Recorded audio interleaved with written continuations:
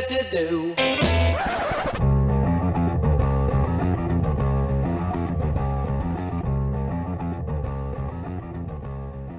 Welcome to Season 1, Episode 9 of Nothing Better to Do podcast. If this is your first time, welcome to our hardcore version of a fireside chat. If you're a loyal listener, high fives and welcome back. My name is Sean. I run Another City Records, and virtually next to me, as always, is my dear pal, Rich. What's up? Rich, do you want to tell us who we have as special guests on the show today? Yep. I said guests with a plural. S. Yes. This is a we're charting uncharted territory here. We're like a regular Lewis and Clark. Yeah. They did some cool stuff. Anyways, we have Optimal Crime from the Twin Cities. Why don't you guys introduce yourself? Hey, I'm Melissa and I'm the vocalist. I'm Siobhan, I'm the guitarist. I'm Ace and I'm the drummer. I'm Mike, I'm the bassist and resident old guy. I knew you were How old are you, Mike? I forget. In June, I'll be 44. Oh, okay. Hey, you're still a baby next to Rich. Yeah. I'm closer to 50 than I am to 40 at this point, so which is really fucking weird. So, I mean, not to bring this to right to a weird start, but being in the Twin Cities area right now is probably pretty wild, right? Yeah. Not really, actually. A little bit for me, just with everything going on. I don't live necessarily in the city, so I haven't been there first and foremost. I live like on the outer area, but I know Siobhan lives in Ace. They both live in the city, so. Well, I mean, like, I live in, Ace, you still live in redacted address, correct? Yeah, off Nicollet Avenue, and I shouldn't 25th. like your address on the pod.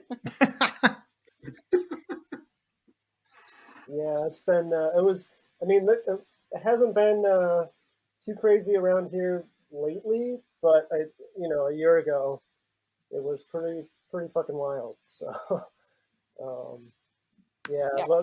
Most of the action, from what I understand, is going on up in Brooklyn Center, Mm-hmm. And that's like 10 miles away from me here. So Yeah, it's like 2 miles from me. Yeah, there's really nothing like too quote unquote crazy happening here in, directly in like South Minneapolis or like uptown. The craziness is like it's in Brooklyn Center, where we literally have like a military occupation of the city. Yeah. That's the craziness. Just want to clarify that. Yeah. Yeah, it's I'm certain everyone's probably on the same page with this, but I'm sure that the verdict that was passed down, it was more pragmatic than anything, I think. I think that even, the cops in Minneapolis are like, yeah, this city's going to burn. There's no way we can not, we can't pass a guilty verdict. Yeah, it was, and I don't want to trumpet my own reaction to it too much, especially not being a person of color, but Sure. It definitely felt like at least a momentary like breath of fresh air, even though still realizing, like you said, it's like, is this just kind of to pacify everyone for a moment, or is this going to represent change? And regardless, there's still a lot of work to be done. Yeah, I mean, it's kind of a mixed thing though, because I really feel like the prosecution really nailed it. Like, I don't, like, on the one hand, like, yeah, like they did, like I can see like that was definitely an element, like they wanted to make sure that shit didn't go south if it didn't need to, or if they had any control to prevent that. But I mean, at the same time, like I find it hard to like be able to like objectively speaking, like to like look at all that evidence and then say like, oh well, like to say that the verdict would be, not guilty would be even reasonable. So I mean, it was wild just watching the closing arguments where the one guy spent like 2 hours recapping every expert testimony, and then it was just like, and you saw it with your eyes. Like there's 9 different camera views between the young girl who recorded it originally, and then every officer's body. Like there it is, and the other guy, the other lawyer shows up like he's the kid that didn't read the book and had to do a book report. It's like he's a reasonable cop, right? Oh, right? dude, that was every other word was a reasonable police officer. When it says a reasonable police officer, a reasonable police officer. This is unreal. How they keep saying reasonable police officer as if that's a thing that exists. Oh man. So let's get back to your actual band. So Minneapolis has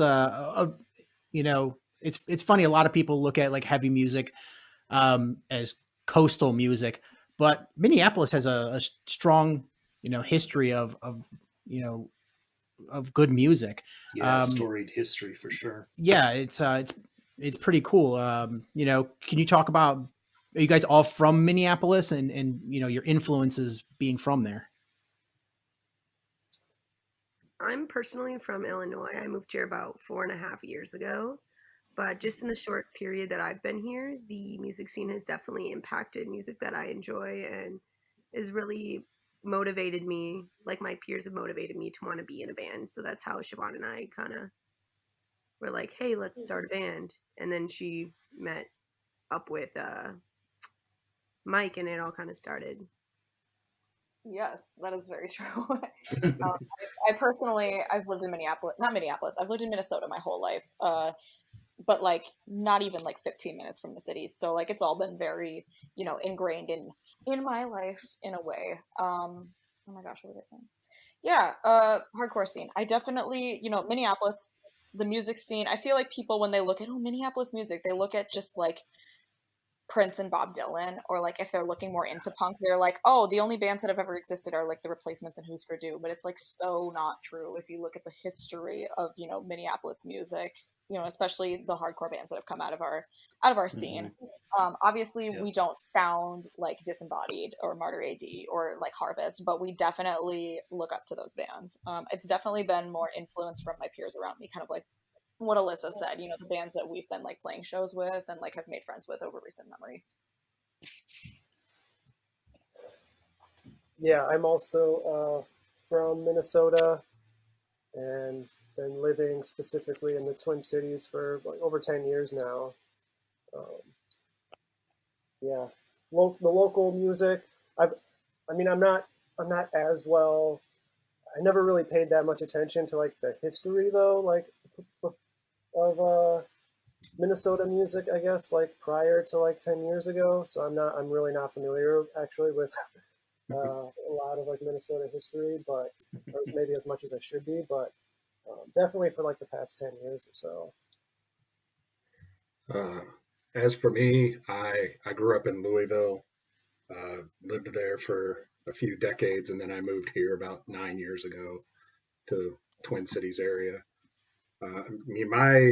My knowledge of Minnesota music, like Siobhan touched on, I knew Husker Du, I knew the Replacements, I knew of Prince. I knew Harvest, I knew Disembodied and Martyr AD, I knew Holding On, but I didn't know a whole lot beyond that. Even in the decade I spent before I finally moved here, like trying to move here, I still didn't know that many bands here. I've gotten to know them obviously since living here and being active in the scene, being in a couple of bands previous to this one. Otherwise, everything for me is unbroken, as Rich knows. Yeah, you make that well known. Yeah. Good that you mentioned Holding On. That when we first started Optimal Crime, that was definitely because we were in our first drummer was Lipinski actually, and there was definitely Holding On influence that came in there. Love that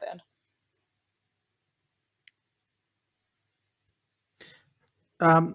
so you guys describe yourself right in your bio as feminist hardcore punk. Um, you know, probably in my time, Rich's time, and Mike in your time, that probably would have been met with some resistance, even in the hardcore scene. Do you guys get any flack about that, or is that pretty much met positively now? I mean, we all know it's a positive thing, but we know there's a lot of direct people in this world. Personally, I don't really pay that much attention to what other people think of our band, so I'm not really, I can't really speak to that. But it seems from what my personal interaction with people, it seems positive.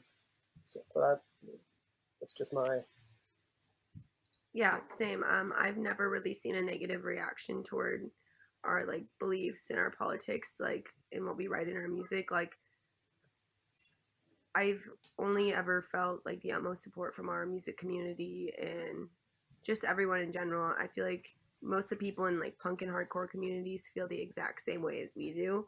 It's just like a standard, honestly, in the music community is just to, support women, support people of color, support LGBTQ community members, and it's just something that we're all really passionate about. Yes, I agree with that. I would say that that's a relatively new development in the '90s. I mean, there was always bands who would profess themselves to be anti-racist or anti-homophobia or anti-sexist, but there was always kind of a dudes club element to things. I stopped going to shows for about 10 years and then started showing up again. And it definitely looks different in a good way than what it did in, even 20 years ago.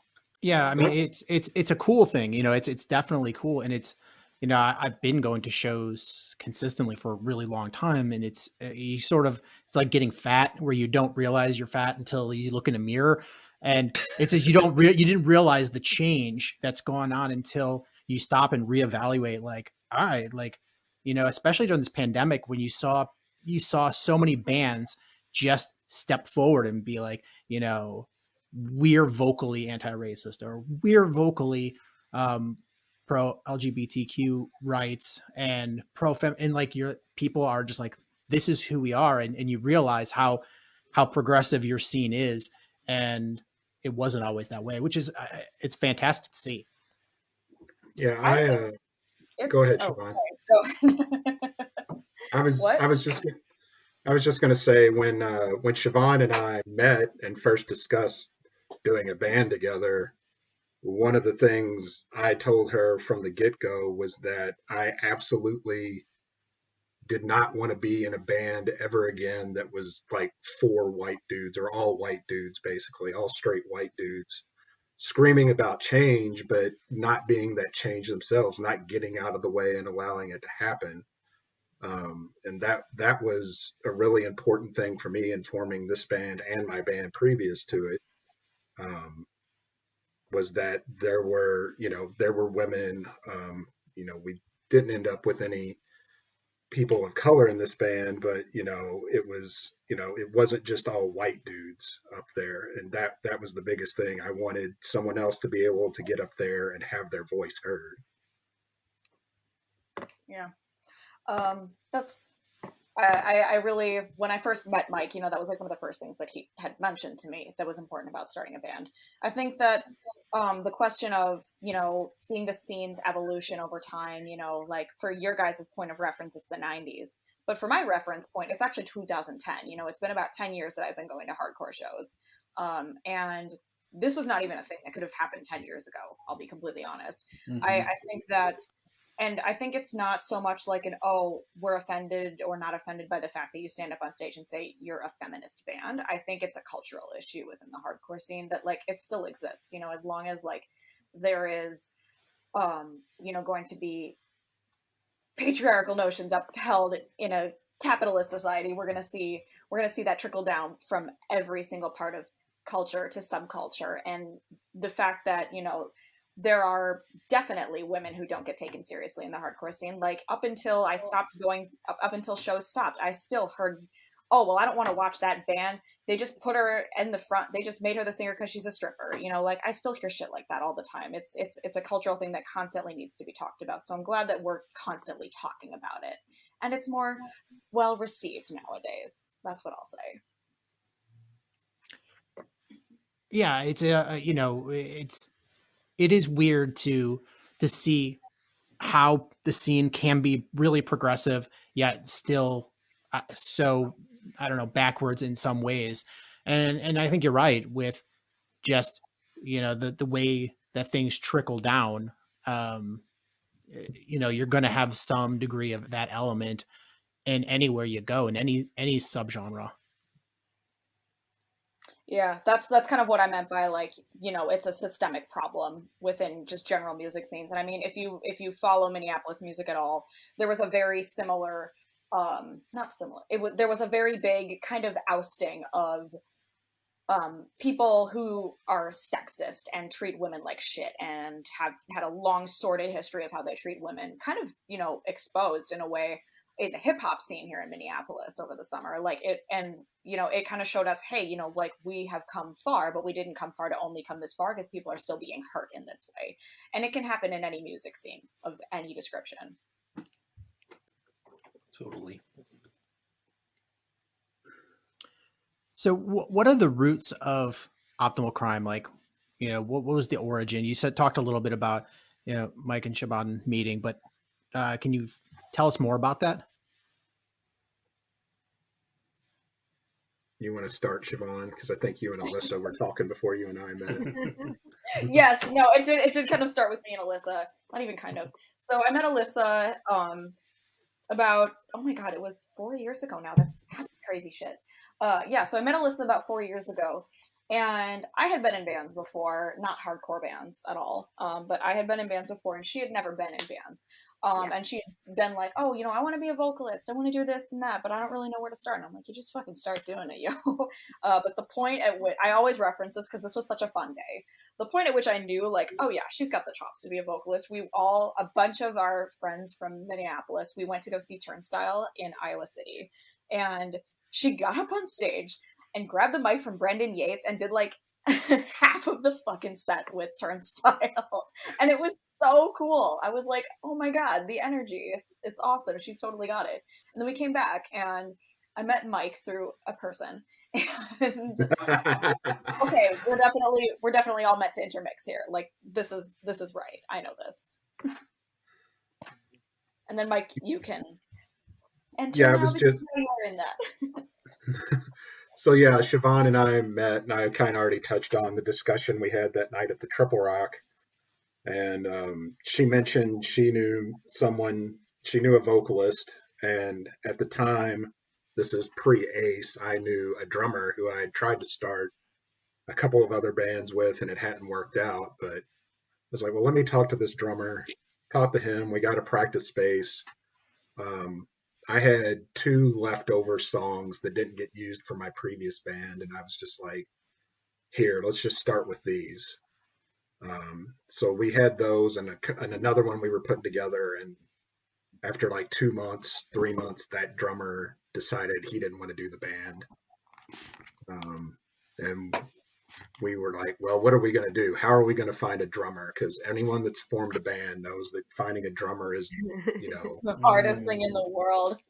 So we just went on Facebook in the Twin Cities hardcore group and a couple other local musicians groups, and just like, hey, we've got this band, you know, we're looking to do this. So, you know, if you're some kind of like chud, don't bother contacting us, but we're looking to do this. We've got some songs. We've got some demos of some songs. And it was really Ace and one other guy got back with us. And then Ace came and tried out, and we just clicked with him and got him on board. And things It ended up being the best thing ever because, like, his songwriting mixed with the way we write songs, it has just it's the best of two different types of mixtures of, you know, different styles of heavy music of oh my god, words. Definitely I feel like took things in a different direction from, like, I guess how the demos sounded before. It was just gonna sound like Unbroken and Youth of Today if it was just me. Like, literally, that's all it was gonna sound like. Well, I mean, the other thing I kind of discovered with this band and my previous band before this was like all the stuff that I know Rich knew me from, like Three Nails and everything. Like anything I wrote there, it was just like it had kind of been an accident. I really didn't know how to write until the band previous to this, which was called Oh No One, and then here in Optimal Crime. That's when I finally learned how to write, not only on my own, but with other people instead of just waiting for them to come to me and be like, I wrote this song.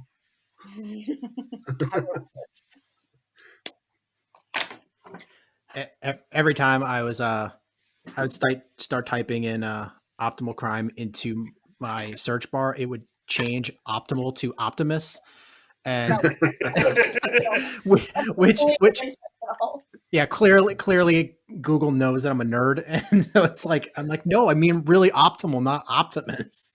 we have a Optimus Prime like knockoff stickers, so we'll have to send you one. We have like Transformer stickers. Nice. And knowing Mike, that was very intentional. What was that band from Erie from the late '90s, early aughts? Shockwave. Shockwave. Yes, I was going to say.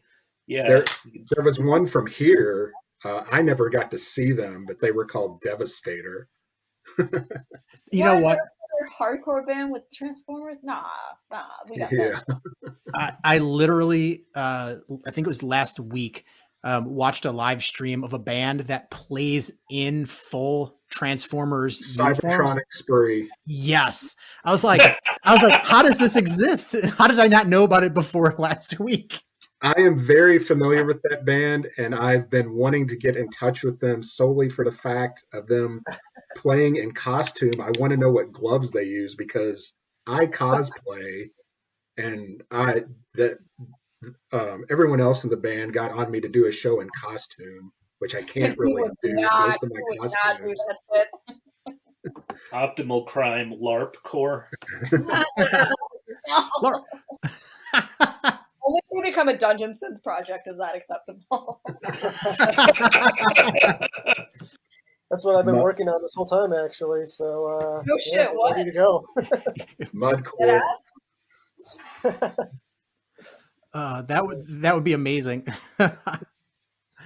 So wait, what do you cosplay as?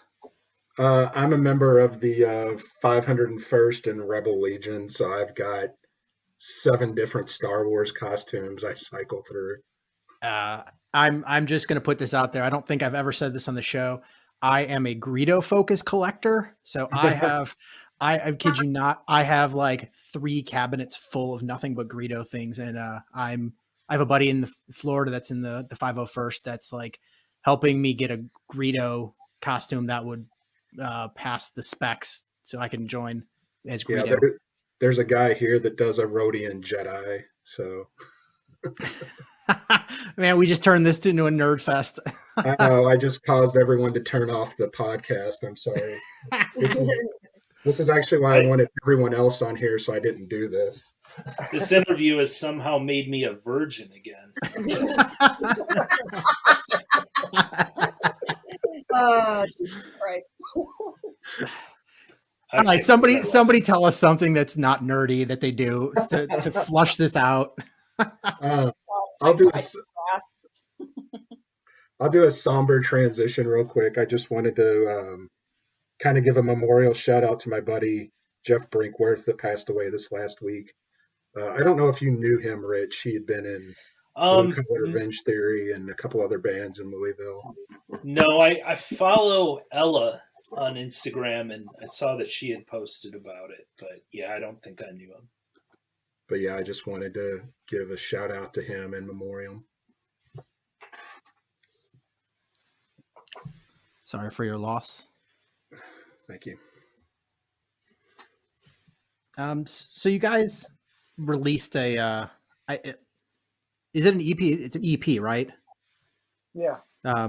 A lifelong fight. You guys released that during the pandemic. Was that something you had planned to release, or were you just like, you know what, we're stuck in this mess, let's just release this so to get new music out there? Well, we were gonna release it earlier. So we were gonna do like a weekender tour, and we were gonna release it then, and and that fell through because the pandemic uh, shut shut everything down. And so then we just kind of like held on to it for a little bit, like for a couple months longer before we were just kind of like, yeah, I guess, we'll just put it out now. And I don't know, the timing wasn't really planned out Yeah, that especially with well. the George Floyd stuff. That was Yeah, the time we wanted to release it, and we really right, stepped back and said, this isn't the proper time for white people to release media. We need to, as like supporters, step back and give George Floyd like the time and like voice with everything going on to kind of take priority. Like we didn't need to release it then, and right. we released Yeah, it at a so really random time. But yeah, it wasn't, we didn't really promote it. It was just kind of here you like go. I said, like we wanted to do it earlier than we did, but we couldn't. And then it just kind of, and it was like, well, okay, we'll just set it for this date then. And then, of course, like, you know, everything Everything went kept down. happening. Yeah, Yeah, we she sent it went to our down. distributor before everything kind of happened. And But it was like, and it wasn't, and it was, I mean, it was just like, I was so, preoccupied with what was going on locally that, it didn't even, it just wasn't a priority Yeah. to promote it at Yeah. that time. So, but and that's fine, honestly. We ended up really not having a problem with it. Like, and it's not our place to have a problem with that, Like it's like, yeah, all right, sure. it's fine. There's more important things going on. Right. Who did the art? Jackson Bug. Jackson Bun. In my opinion, it has like mad like techie death metal vibes. Dude, I was gonna say Hellraiser. Like it screams like a Hellraiser. Oh, yes. Oh, that makes me so happy. That was definitely probably Jackson. He's my boyfriend's roommate, so we watch a lot of horror movies, and that was most likely an inspiration for him. I'll have to ask him about that. There's a sample in there. What's that from? I know it from something. Which one? There's two. Is it from the Love Witch? Yes! Oh my fucking god! Nobody has caught that. I was like, I know this from somewhere, and I'm like racking my brain all afternoon. I'm sitting there racking my brain. I'm like, I know this. I've seen this. Nobody has caught that yet. That's from the Love Witch. And not gonna lie, that was a that movie threw me for a loop, but I liked it. I love that movie. It's very good. All the And samples were definitely Siobhan's choices, and I think she did awesome taking them out. And the other one was from Jennifer's Body, which is another great movie. Yeah. Yes, it is. I was like, if we're not gonna like Jennifer's Body, we're not gonna. That could get. So let's go back to the Love Witch. I saw it, and I started it from it was already on, and I'm like, this is weird. It seems like it's new, but it seems like it's old as well. Like it's something from the 70s, and I'm watching it and I'm like this. So then I'm starting like trying to figure out what it is. And I'm like, wait, this came out like recently. And, but it looks like something from the 70s. Like it's just from the way it's filmed, the way, the writing style of the movie, it's very 70s, which I mean, I love that. So that's a great flick. So if you guys haven't seen it, it's a strange one, but I'm going to recommend it. It's The Love Witch. Mm-hmm. Yeah, it throws you for a loop, and then in the middle of the fucking movie, one of the girls, she pulls out an iPhone and starts texting, and then you see like a Honda Civic in the back. And I'm like, wait a minute, we're not in like 1967 or anything. It's not actually Beyond the Valley of the Dolls. we're in 2016 or whatever. I know the exact point. I was the same thing. I was like, wait, what the hell?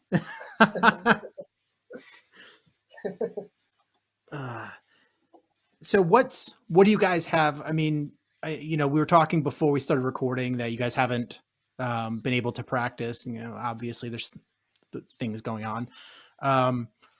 But prior to that, what were you working on and what are the goals going forward with the band? I think for the goal wise, I think our next big goal was to probably release an LP. If everyone agrees with me, we really wanted to take the time in quarantine before things got really crazy to just write, give us some time without playing shows to kind of, develop some new stuff. But after things got bad again, we kind of took a break and we're like, this isn't very smart. We should just kind of lay low. But yeah, I think our next goal was basically to just like write an EP and go with that. What do you guys think? Yeah, I mean, I initially wanted to have like a whole new set of songs because the EP that we put out, we've been playing those songs for like 2 years. for like over a year. So Lord, I can't believe that's been that long because of like I feel like 2020 didn't happen. I don't count that year. Yeah, I know, right? It's fucked up to think of like shit. That was 2 fucking years ago. Like, God, I hate it. But I mean, honestly, like probably by the time we're playing shows, because I was like kind of sick of playing those songs. I was like, I wanted to play new songs, but at this point, it's been so long since we played those songs. It's like, you know what? I'll play those. Actually, I'll play those old songs. So there's one of those I don't want to ever play again. Heaven Hill. Yeah, I'm done with Heaven Hill. Yeah. Our first song ever. Yeah, I'm very much down to write and record new stuff. Yeah, write, record, play out of town because we lost. We had a tour with Fame we were supposed to do that got wiped out by the pandemic. We had a show in St. Louis with Red Bait and Gel that got wiped out by the pandemic. That was the most devastating thing to me. That got wiped out. Gel is one of my favorite bands, and to not be able to play with them really sucked. Gel is great. We actually have Rebecca from Red Bait is our next episode. Oh, awesome! Yeah. Getting all the fucking tankies on the podcast. I love it. But yeah, it's just so much we lost. I mean, everybody lost last year. But just talking on the band level, it's been frustrating because, I mean, me personally, I don't know how the rest of the band feels, but I feel like we were on the verge of a breakout summer and we lost it to the pandemic. Oh yeah. Yeah, we had a lot of cool shit, like getting booked up on the calendar. But well. And other bands that you guys were literally, I'm not going to say who, but you were literally talking to at shows. Like, yeah. God, that made me, those ones in particular made me very angry that couldn't be brought to bear. Yeah. Yeah, well, some of that may still happen. We'll see. Let's hope and pray. Yeah. But, I'm just anxious for us to get in the same room again. I mean, yeah. We're all obviously in our own homes doing this right now. We've not all been in the same room since like July or August of last year. Well, it was October. Was it October? I didn't realize October. it was that late. October 4th, I think. He knows. I mean, I tell them I annoy the piss out of them on text all the time because I miss them. Like I'm blowing them up. They never reply to me, and it's fine because I'm just getting them. I acknowledge your existence. I love everything that you send to the group chat. Yeah. But I mean, it's one of those things. I just feel like I'm being annoying because I'm so bored and alone at home. Oh, like, send all the stuff you want. Yeah, send it all the shits. Do you guys have the capability to like write things and then send it to each other, or have you guys just been, sitting solo doing stuff? I mean, honestly, I tried doing that with my other band for a bit because my bandmate moved away, like moved out of state. I'm just not really like, I don't know. I'm just not really a fan of not being able to get the feedback like right away. Like writing something Yeah, and then like vibe. sending it, and it's like, and like I guess the limitations of technology where you're not able to express like certain things that you could be able to express in person. So It is neat though. I mean, that's trying to find silver lining to things.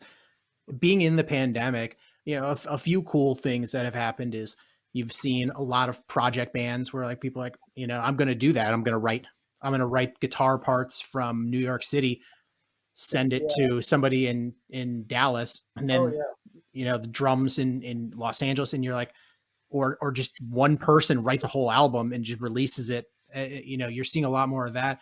And a lot of really good fucking music came out this past year. Oh yeah, that's for sure. I'm just not sure if it's for me though, like personally, like my style of writing.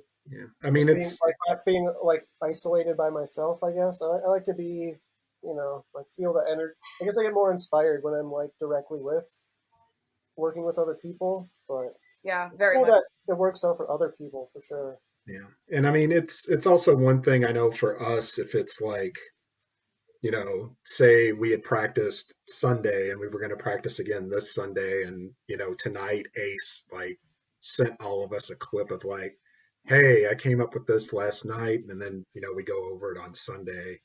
That's a little that stuff kind of works for us, but I know we also, I don't think any of us have the capability to do. I know there's some bands that like do full on like Zoom practices or something. I don't know. Oh my God, I would kill you all if we did a Zoom practice. I mean, I love you all so much, but I would kill you if we did a Zoom I practice. couldn't imagine That leg.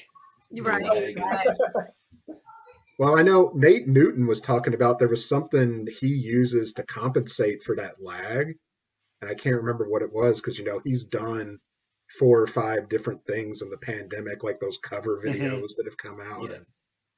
Well, and as you know, Mike, my wife's a piano teacher, right. And there are people who are collaborating with each other. But yeah, it takes some like special software that costs money and all that shit. So yeah, I ain't got time for money. You, yeah. My sister is she is also a teacher, and she when she records her music as a solo artist, she does all of the parts herself, start to finish. She's fucking amazing and can play every single instrument. But that's like, you got to be really in tune with yourself to make music like that. And I personally, not only can I not drum, but that's just like such an undertaking, Yeah, it's exhausting for me. Like I could play everything, but I just don't enjoy having to do everything by myself. I like to, like I said, like feed off of other people's energy. So, collaboration, yeah. You're not going to pull a Billy Corgan from Smashing Pumpkins? Right. I have a band, but I'm going to play everything on the recording myself. I mean, I've seen bands start like that. Like my buddy Doug has done 2 or 3 bands. He started that way. Like he recorded the entire demo and then recruited members. He'd just pick an instrument he wanted to stick with and recruited the rest to go on throughout the life of the band. We also can't completely knock it because, like, what is 9 Inch Nails? It's exactly that. That's true. What is Trent Reznor? That asshole. I mean, it works for some people. It's just, unfortunately. And that's, speaking of it works for some people, that's been a big thing. That's been another big thing I've personally grown on these last 2 bands, and especially this one, with, the different eras we came in. because like Siobhan and Alyssa, like they cut their teeth early on Slipknot and Corn, which Rich knew me back in the day when I was big into Corn, but that was like a death sentence in the hardcore scene at one point. If you said you liked Corn, people were like, "What the fuck? Get out of here!" Yeah, I saw before I really stopped paying attention to what he says. I saw fucking AJ from Preserving Hardcore. He said, like, what is it with all these young kids who like Corn and are in the hardcore scene? You would never have admitted you liked Deftones in the 90s. And I'm like, bro, nobody cares. Everybody's growing up. Like, Yeah. shut up. No one Let cares. people enjoy things. Let people enjoy things. I liked the Deftones in the '90s. I will just admit that. Right.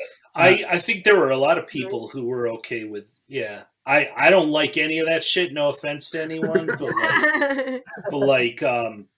no, I don't buy that shit. No, I knew plenty of people who not only liked the Deftones but totally fessed up to it. You know what? Corn was a different thing, and it's funny because honestly, that was never my cup of tea. But I was already listening to when they were popular. I was listening to other stuff, so it was my age played a part in that. But there's a definite whole group of people in hardcore that grew up on either Corn or bands that were influenced by Corn. So it's a thing. It's there. Yeah. It's Absolutely. good, bad, or otherwise. It's a part of the where hardcore is now. And so I was talking with somebody today about it. Is we're not all Freddie Madball, where we've been going to shows since we were born. We all came from something else. The idea that you were like born and raised out of your mother's vagina listening to Minor Threat is so not true. It's just like I will fully admit this as I remember being a kid and went to Coconuts, which was like the mall music store with my mom, and I bought Bon Jovi Slippery When Wet, and she bought Beastie Boys License to Ill, and I was like, now I look back, I was like, damn, my mom had better music taste than me back then. So we all come from somewhere. Well, yeah, and even within the scene though, like I've gotten better about that. Like I'll use a prime example, like Converge. Like as far as their music, I could live without them, but I'm done of my days of like shitting on everybody that likes them. If they want to be into them, that's fine. And I'm not just saying that because me and Nate got on friendly terms recently. It's just that's part of the growth I've done. Is just stopped like trying to police what everyone's listening to. This band, Optimal Crime, very clearly loves Converge too, which is Yeah. I probably wouldn't be playing in the band if it weren't for Converge. So yeah. Converge is a weird one. It's like I was surrounded by people that like worshipped Converge, and I don't know. I just like I don't dislike them by any means. I'm like, oh man, I'm totally a Converge guy. Like I've seen them numerous times, and I don't know. It never clicked with me, I guess, to be like, yeah, I'm a super Converge guy. Well, for me, it's a couple of things. A, like, that's not my thing, whatever. But I'm also one that's been kind of behind on the times anyway when it comes to hardcore. And plus, I grew up in Louisville, which was always the hardcore scene there was so different from everywhere else, where everywhere else had been like punk rock and metalheads got together and made hardcore. In Louisville, that happened when like punk rock kids went to art school and started making hardcore. It was totally different. And I mean, it led to things that weren't hardcore, but people in the hardcore scene there loved, like Slint, which permeated everything. But even beyond that, though, as things would happen, it was like Harvest. It was like I didn't get into them till they were breaking up.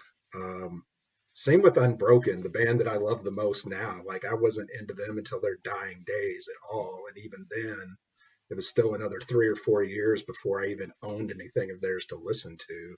Which we're talking in the '90s. If you didn't own it, you didn't hear it at all.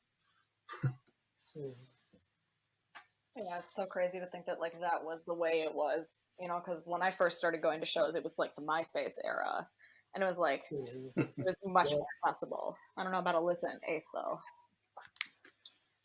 Yeah, I was on MySpace too. Actually, that's the first show I ever played was booked through MySpace. Oh my fucking God, I love that.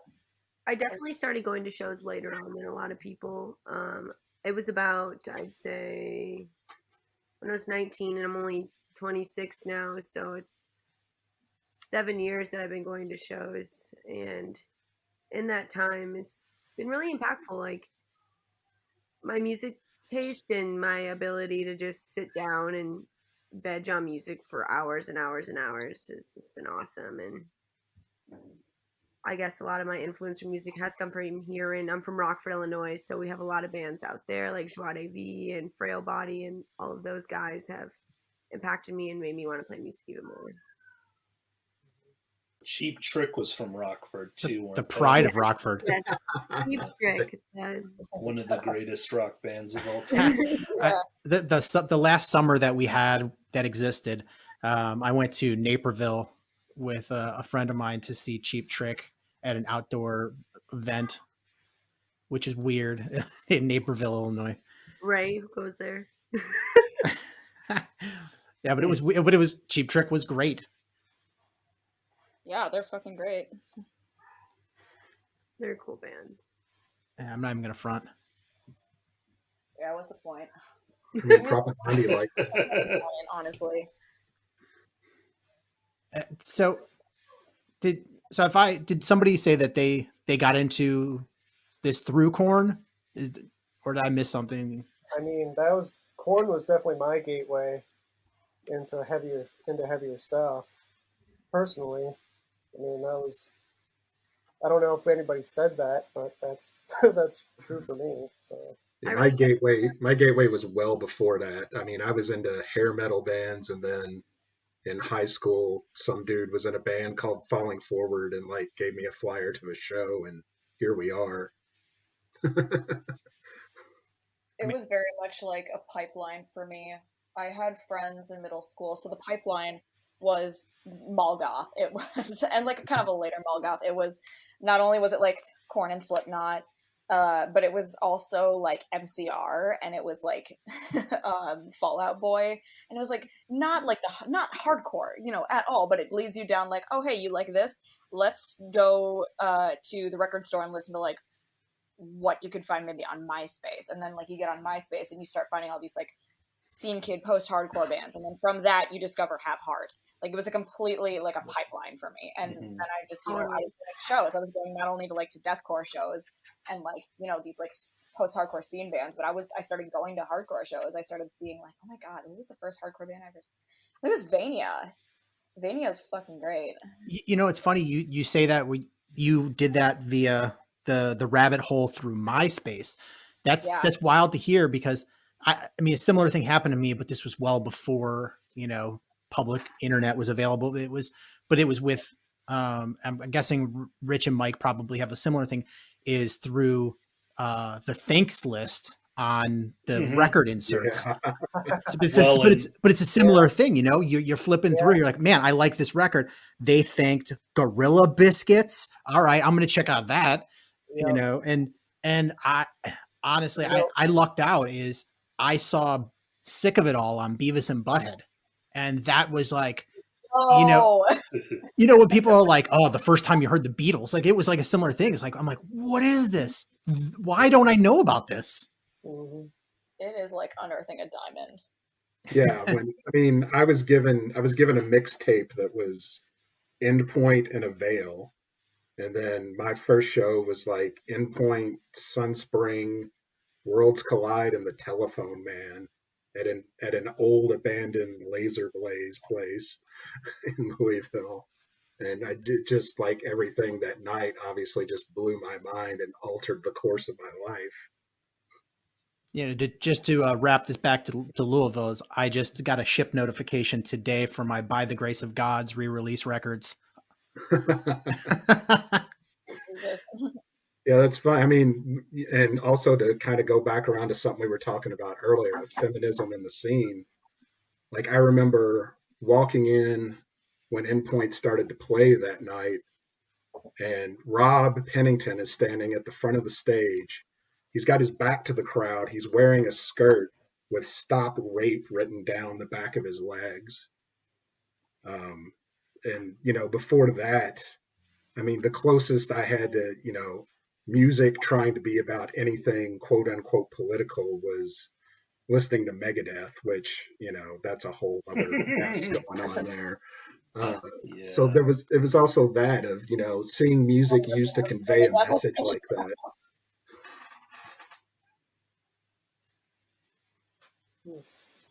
Very funny to think that. But yeah, I'm trying to think as like around that time would have been like, the first times, you heard people try to make those stances. So that's kind of cool. Yeah.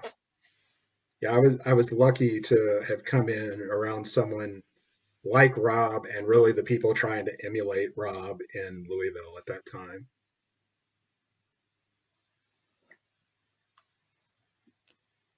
So, how many songs do you guys have written so far for new material? Oh wow. God. That's a good 5, question. 6. 5 or Yeah. 6, I'd say.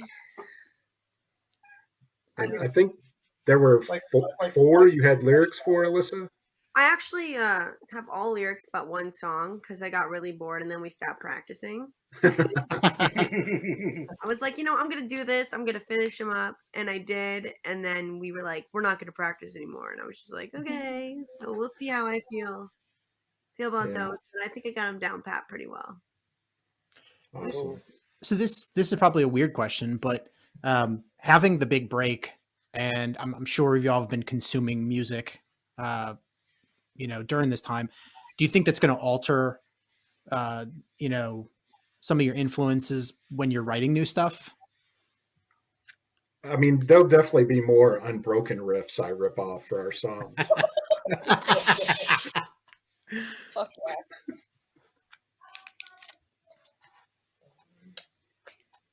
Maybe, I mean, I just I've been listening to a lot of like faster type music, so I think if we added a little bit of spice, picked up the pace a little bit, that would be really fun. But Yeah, faster music always. faster, dirtier, more aggressive, the whole 9 yards. It's an interesting dynamic because Alyssa wants to go faster like that, and not that I'm opposed to it, but still, even in the little bit of writing I know how to do, I'm just used to writing slower and building. Again, that slint thing comes into play from Louisville. So there's always an adjustment for me on that part, because I don't want to play stuff Alyssa doesn't like. We all want to be we all want to be happy and on the same page with what we're playing. You don't want somebody to play in your band with a sad face during the whole set. Looking like the Cure. Hey. They're the saddest band in the world. Hold on. I'm not gonna lie, I like the Cure too.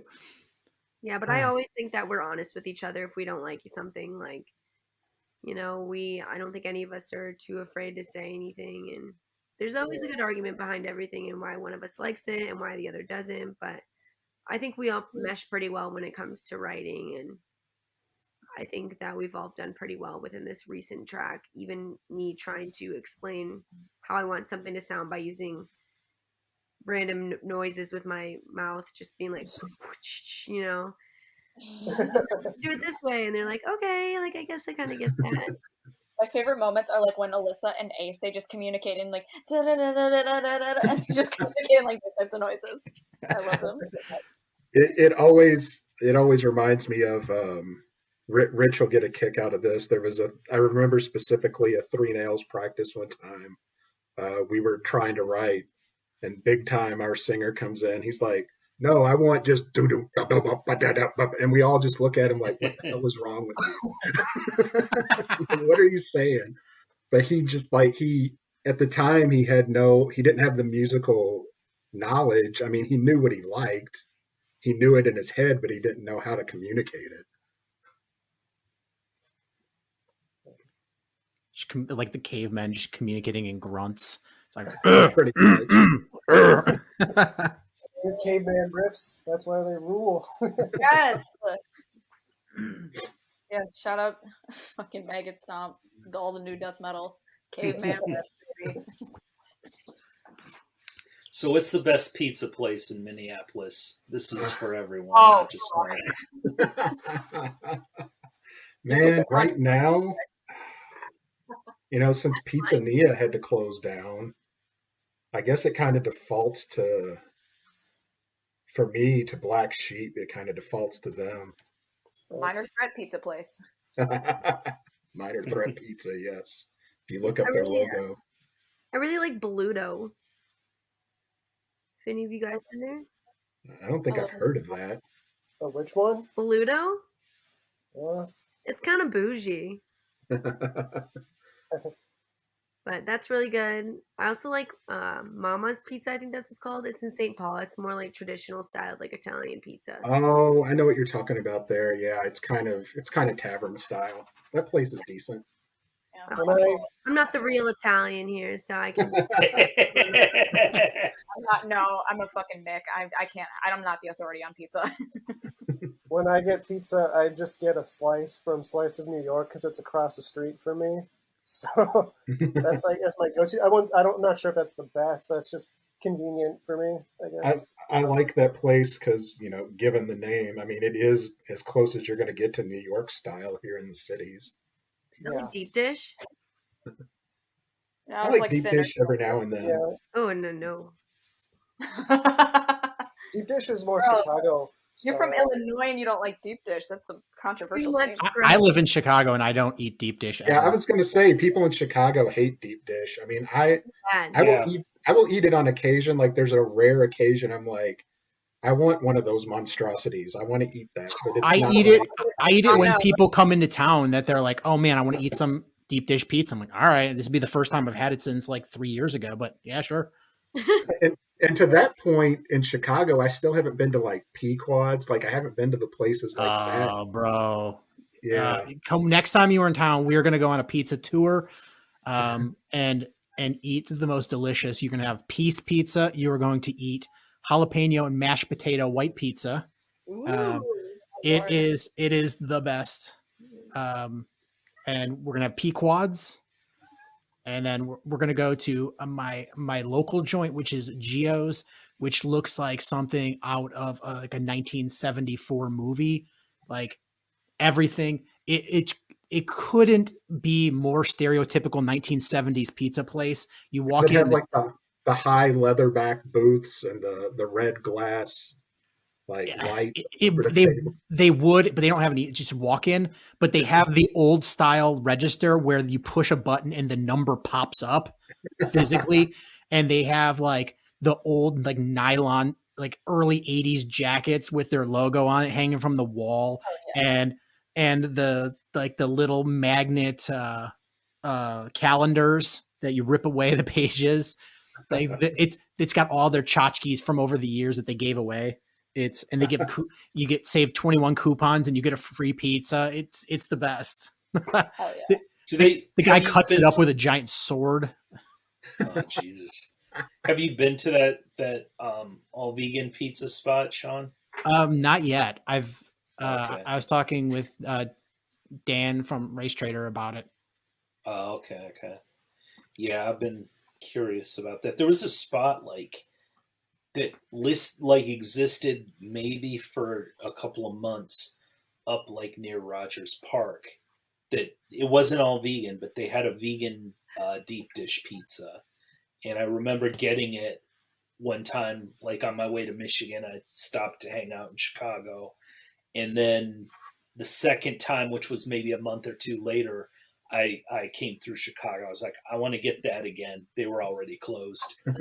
I was in Denver a couple years back and was hanging out with Sasha Thackeray there. I think you know him, Rich. I'm not sure. Yeah, he lived in DC for a bit, right? Yeah, so Yep. he took me to some pizza place there, and they had a vegan deep dish. I was like, well, I'll split that with you. I'll give it a try. Oh my God, it was like a mouthful of oil. It was horrible. Oh Jesus Christ. A couple years ago, I used to have a job where I had to go to Minneapolis for work, like, I don't know, once or twice a month. And Right. there's I found this Indian place in Roseville. And it was like the best Indian food I've ever had. It was so good. It's called India Palace. Yep, I go there from time to time because it's not that far from me. Yeah, and I do find that Minneapolis has the best traffic coming from Chicago, where it's like, you know, Yeah. I literally the other 2 days ago, was it? Yeah, 2 days ago, the new Sleep record came out, and I texted the guy from the record store, and I was like, how much longer are you going to be there? And he's like, an hour. And I was like, I'm 5 miles away. Am I going to make it? and, and I'm like, I think about my times in Minneapolis, and it's like rush hour. And I'm like, oh man, I got to go to completely around the city. Oh yeah, 20 minutes. Yeah. The difference here, though, is people, if it's more than like a 5-minute bike ride beyond their neighborhood, don't want to do it. That's the difference here. Well, I was trying to show my wife. My wife is from the East Coast, so anything further west than like like Pittsburgh, it just disappears until like California state line. It just doesn't exist. So I was trying to show her, I was like, you know, from an aerial view, I'm like, look at what a green city Minneapolis is. It's insane how green it is. Like, you just the aerial view, it just straight up green. I mean, we've got a waterfall in the city limits. Yeah, Minnehaha Falls, baby. You know, the first time I had to go there, I stayed downtown at this weird hotel. It had like a French name, and they had the craziest art. They had literally in the lobby of this hotel, they had a painting of a guy with a mattress on the floor behind him with a blow up doll with lube on it, and he was getting dressed. And the background and the mosaic background was all actual photographs of like topless women. I'm like, Yeah. this Minneapolis is wild, man. Oh yeah. It's like the La something or other. Yeah, I don't know any of the hotels downtown, because even before I lived here, when I would come to visit, I would stay out in the suburbs just because I was trying to find a cheap hotel. Yeah, man, I'll have to think of it. I somewhere I took a picture of it because I'm like, nobody's gonna believe me that this is hanging in. And they also had another art installation that was just bags of like the big black construction garbage bags, and it was just full, tied up and stacked in a pile. And then they had like the rope around it so you didn't actually, you know, throw it away because it was an art installation. I was like, this hotel is wild, man. Like, it's just. When you come to Louisville, I'll take you to 21C. It's kind of the same concept. Hey, it sounds like 20C. Like, I'm all for modern art, but it was just like, you know, it's just not what you expect at a hotel lobby of like an expensive hotel, which I only stay at because I wasn't paying. Mm-hmm. Right. Yeah, I think the few times, well, no, I split for a convention in Chicago. I split like a fancy hotel room with 3 friends one weekend. But was it Star Wars Celebration? No, for that I had to stay over near Chinatown for that. I was there for that though.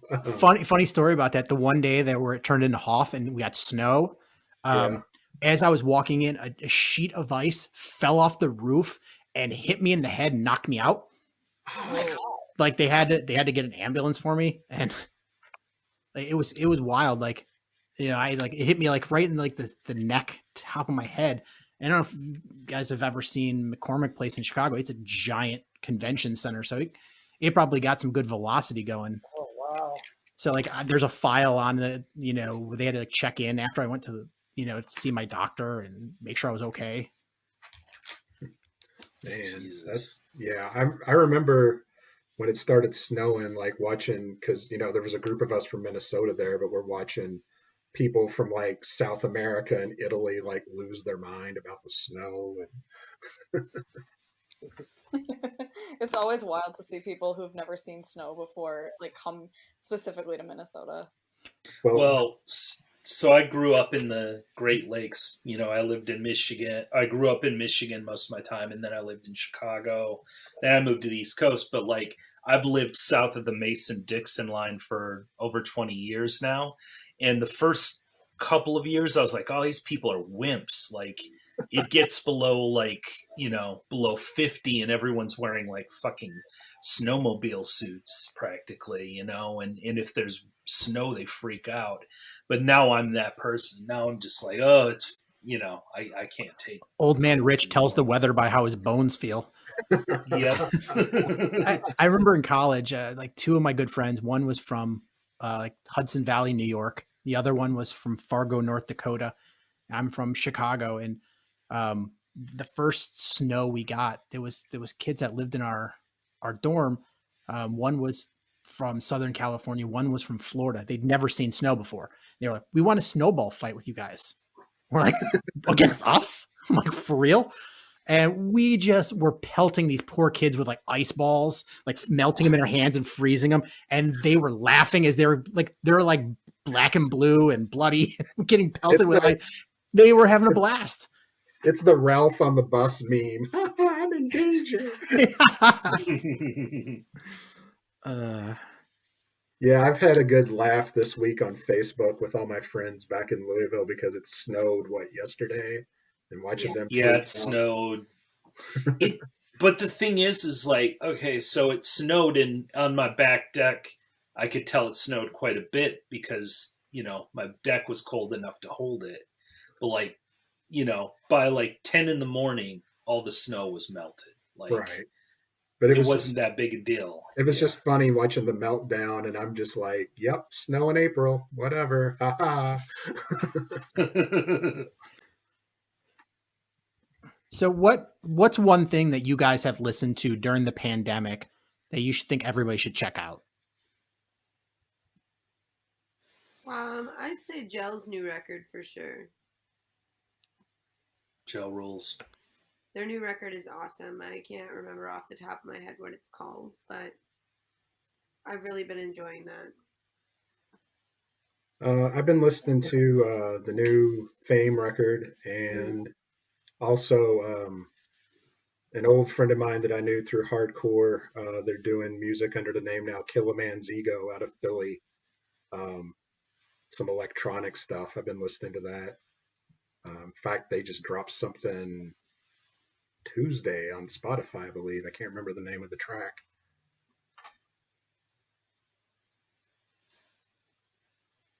I've just been listening to things on shuffle. I kind of haven't really. I'm not really up to date. The past year, really, I haven't really been, because I don't see normally. Being at shows is kind of gives me, more inspiration to, I guess, kind of like pay more attention to what's going on with bands and like releases and stuff. So I'm not really as up to date. Yeah, in terms of records that are like in our local circle, Rot's new record is fucking great. They're the homies.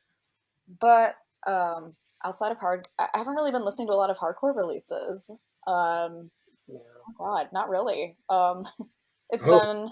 I just listened to your sister's record, Siobhan.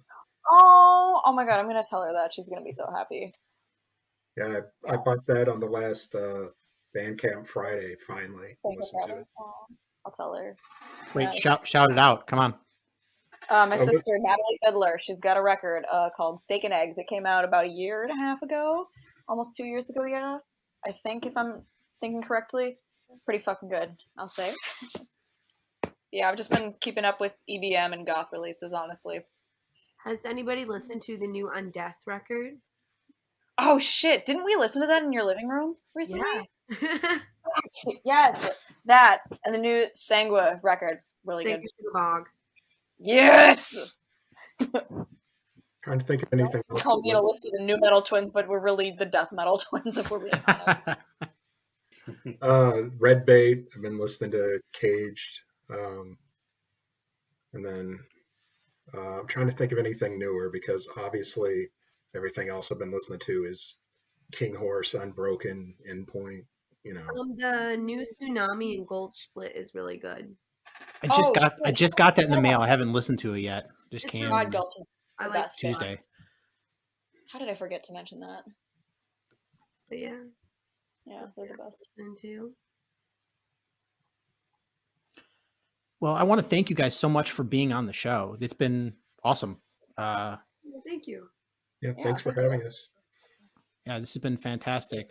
So, everybody, make sure you go check them out. Let me pull up. You want to shout out your Bandcamp or your Instagram?